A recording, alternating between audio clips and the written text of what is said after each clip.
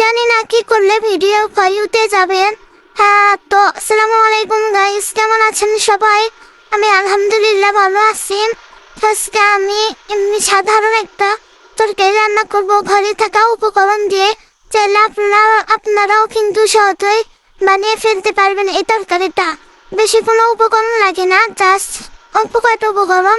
আমি অন্যান্যদের মতো বলবো না যে ভিডিও শুরুতে যে ঘরে থাকা উপকরণ এরপরে অনেক কিছু দিব আপনাদের দ্বিধায় ফেলে দেবো, তা কিন্তু নয়।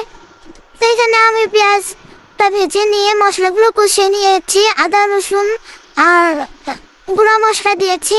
গুঁড়া মশলার মধ্যে আপনাদের জিরা গুঁড়া, ধনিয়ার গুঁড়া আর গরম মশলা গুঁড়া ছিল। ওগুলো ভালো করে কষিয়ে নিয়ে আমি এখানে সবজিগুলো দিয়ে দিলাম। সবজির মধ্যে ছিল পটল, আলু আর কাঁচা কলা। এই তিনটে উপকরণ দিয়ে কিন্তু অনেক মজাদার একটা খাবার তৈরি হবে। আমি কিন্তু মাঝে মাঝে প্রায়ই বানিয়ে থাকি, ভাবলাম আপনাদের সাথে শেয়ার করি, আপনাদের উপকার আসবে। যারা নতুন একদমই রান্না পারে না তারাও কিন্তু সহজে এই রান্নাটা করতে পারবে। তো আমি তরকারিটা কষিয়ে নিব।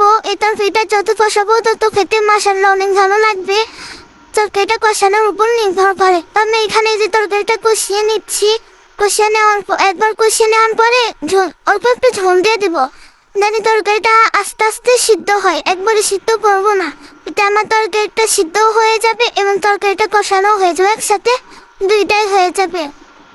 তো এই তো আমি এখানে তরকারিটা কষিয়ে নিচ্ছি আস্তে আস্তে।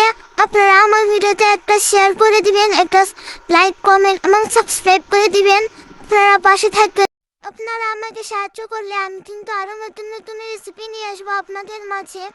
তো এই তো আমার তরকারিটা এই যে কষিয়ে নিলাম। এখন আমি তরকারিটার মধ্যে ঝোল দিয়ে দেব। ঝোল দিয়ে একটু বেশি করে ঝোল দিব, জানি তরকারিটা ঝাল হয় এবং তরকারিটা খেতে অনেক মজা হয়।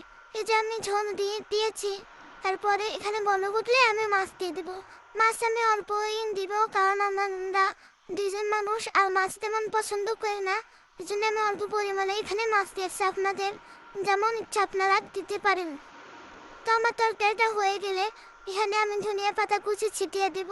ধনিয়া পাতা দিলে তরকারির ফ্লেভারটা অনেক ভালো আসে আর তরকারিটা খেতে অনেক মজা হয়। তো এই যে দেখুন আমার তরকারির কালারটা কিন্তু মাশাআল্লাহ অনেক সুন্দর এসেছে। আপনারাও বাসায় ট্রাই করতে পারেন, একবার রান্না করে দিতে পারেন। তরকারিটা কিন্তু অনেক মজার। আল্লাহ হাফেজ।